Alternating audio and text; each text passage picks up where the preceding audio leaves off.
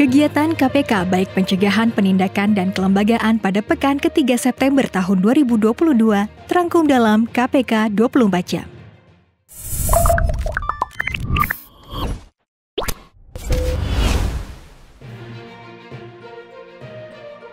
Pelantikan 21 pejabat fungsional Arsi Paris dilakukan oleh Sekretaris Jenderal KPK Cahya Hahareva di Gedung Juang Merah Putih KPK. Cahya mengatakan, berdasarkan Undang-Undang Nomor 5 Tahun 2014, jabatan fungsional termasuk dalam jabatan karir yang hanya dapat diduduki oleh PNS yang telah memenuhi syarat yang ditentukan. KPK berharap para pejabat fungsional yang telah dilantik dapat meningkatkan profesionalisme dalam bekerja serta berkontribusi maksimal pada unit kerjanya di lingkungan Komisi Pemberantasan Korupsi. Hal tersebut juga merupakan cerminan dari core value ASN, yaitu berakhlak, berorientasi pelayanan, akuntabel, kompeten, harmonis, loyal, adaptif, dan kolaboratif.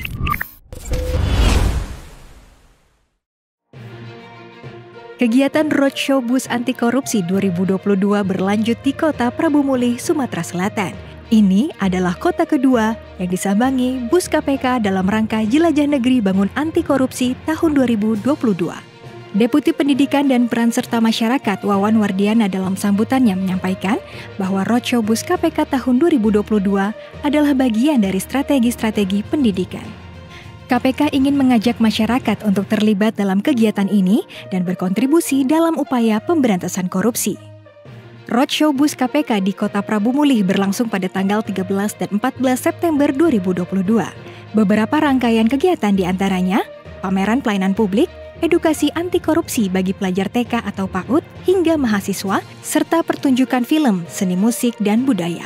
Upaya penanaman nilai anti korupsi melalui sosialisasi juga diberikan kepada tenaga pendidik, legislator daerah, hingga para pelaku usaha di Kota Prabu Mulih. Masih dalam rangkaian kegiatan Roadshow Bus KPK di Kota Prabu Mulih, KPK melakukan sosialisasi anti korupsi kepada jajaran dan staf DPRD di ruang rapat paripurna DPRD Kota Prabu Mulih, Sumatera Selatan. Dalam sambutannya, Deputi Pendidikan dan Peran Serta Masyarakat KPK Wawan Wardiana membagikan fakta lapangan terkait penindakan korupsi oleh KPK. Wawan mengatakan, hingga Maret 2022, KPK telah menangani 1.422 perkara tindak pidana korupsi. Dan bila dilihat berdasarkan profesi atau jabatan dari total perkara tersebut, jabatan anggota DPR dan DPRD adalah yang terbanyak kedua, yaitu 310 perkara setelah swasta 370 perkara. KPK berharap anggota DPRD dapat menjaga integritas dengan tetap menerapkan 9 nilai anti korupsi KPK, yaitu jujur, mandiri, tanggung jawab, berani, sederhana, peduli, disiplin, adil, dan kerja keras.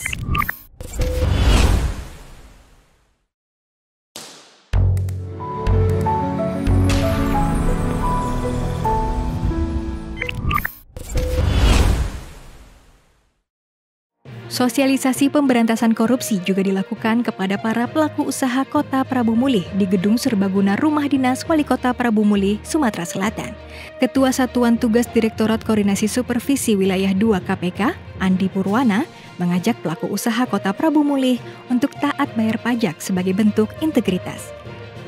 KPK juga meminta pemerintah Kota Prabu Mulih harus memaksimalkan sektor lain selain dana bagi hasil migas untuk meningkatkan pendapatan asli daerah.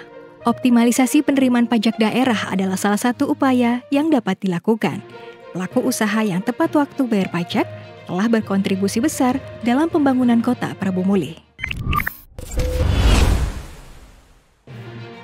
KPK berkolaborasi dengan pemerintah Provinsi Jawa Timur menyelenggarakan sosialisasi dan bimbingan teknis program Desa Anti Korupsi di Islamic Center, Surabaya. Acara dihadiri langsung oleh Ketua KPK Firly Bahuri, Gubernur Jawa Timur Khofifah Indar Parawansa, Direktur Pembinaan Peran Serta Masyarakat KPK Kumbul Kuswijayanto Sujadi, serta perwakilan 30 kabupaten atau kota. Firly mengatakan, program Desa Anti Korupsi bertujuan untuk menciptakan kepala desa yang bersih dan bebas dari korupsi. Sementara itu, kepala desa mempunyai peran penting untuk kemajuan bangsa. Karenanya, untuk mencapai hal tersebut perlu pemahaman tentang tujuan negara. Pertama, melindungi segenap bangsa Indonesia dan seluruh tumpah darah Indonesia. Kedua, memajukan kesejahteraan umum. Ketiga, mencerdaskan kehidupan bangsa, serta ikut melaksanakan ketertiban dunia yang berdasarkan kemerdekaan, perdamaian abadi, dan keadilan sosial. KPK meminta kepada kepala desa jangan sampai dana desa dikorupsi, karena tujuan penyaluran dana desa adalah sebagai kesejahteraan masyarakat di desa, dan dari desa kita wujudkan Indonesia bebas korupsi. KPK menahan tersangka MT selaku pihak pemberi dalam penyidikan perkara dugaan tindak pidana korupsi terkait penerimaan hadiah atau janji oleh penyelenggara negara atau yang mewakilinya dari pelaksanaan berbagai proyek pembangunan infrastruktur di Kabupaten Membrano Tengah, Provinsi Papua. Tersangka MT yang merupakan Direktur PT SSM ditahan untuk 20 hari pertama terhitung sejak tanggal 14 September sampai dengan 3 Oktober 2022. Penahanan dilakukan di rutan KPK pada Kafling C1. Sebelumnya KPK telah menetapkan MT bersama 3 orang lainnya sebagai tersangka dalam perkara ini, yaitu Bupati Membrano Tengah periode 2013 sampai 2018 dan 2018 sampai 2023 RHP. 2 orang pihak swasta, yaitu Direktur Utama PT BKR, SP, dan Direktur PT BAP, JPP. Adapun tersangka SM dan JPP telah dilakukan penahanan sejak 8 September 2022.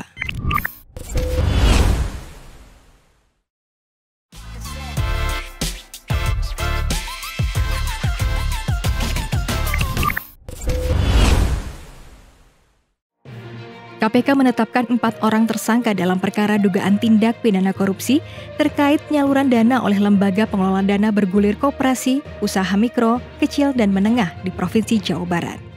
Keempat tersangka tersebut yaitu Direktur Lembaga Pengelola Dana Bergulir Koperasi Usaha Mikro Kecil dan Menengah periode 2010 sampai 2017, KD, Ketua Pengawas Koperasi Pedagang Kaki 5 Pancabakti Jawa Barat, DK, Sekretaris 2 Koperasi Pedagang Kaki 5 Pancabakti Jawa Barat, DW, serta Direktur PTPN, SK.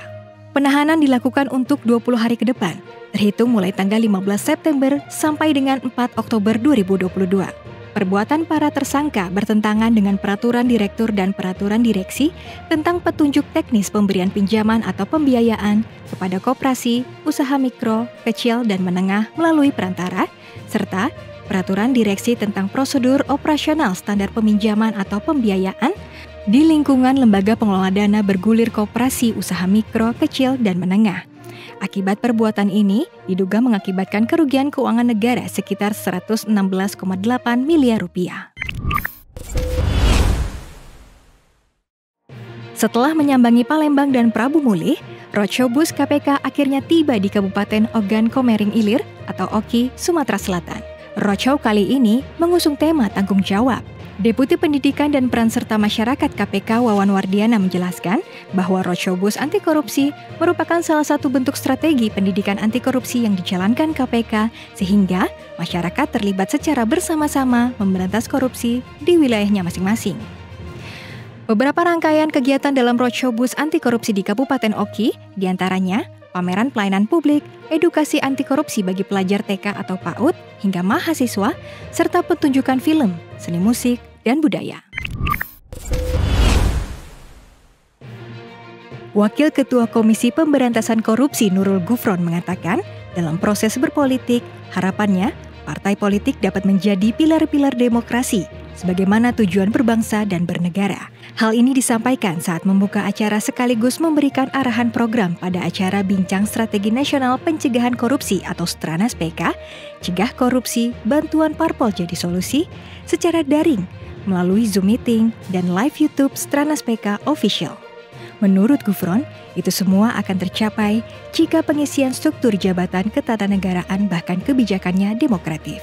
Kenyataannya, demokrasi di Indonesia yang sampai saat ini biayanya masih sangat tinggi mengakibatkan proses politik yang seharusnya secara hati nurani kemudian menjadi transaksi bisnis.